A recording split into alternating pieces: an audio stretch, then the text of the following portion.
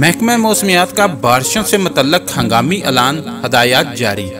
मौसम की बदलती हुई सूरत हाल के पेश नज़र तहरीक इंसाफ पंजाब की हुकूमत का पहला मानसून इम्तिहान करीब आ गया। मानसून की आमद से कबल ही पंजाब हुकूमत तैयारियां शुरू कर दी हैं। पंजाब हुकूमत ने वज़ीर आला पंजाब को मानसून से कबल ही आगाह कर दिया है। वासा के मुताबिक शहर के 22 नशेबी इलाकों की निशानदेही कर दी गई है, जिनमें Lakshmi Chowk, Linton road, park lane road, Sanda road, Balalganj और दीगर रोड शामिल हैं।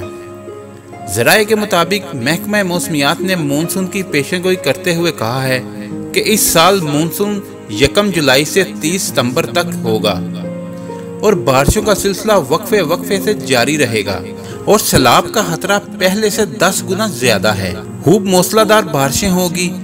महकमा मौसमियात ने हंगामी ऐलान करते हुए हुकूमत को अलर्ट किया है कि किसी भी सूरत हाल से निपटने के लिए तैयार रहें। अगर आपको हमारी वीडियो अच्छी लगी है तो इसको लाइक और शेयर करें और हमारे चैनल को सब्सक्राइब करना ना भूलिए। शुक्रिया।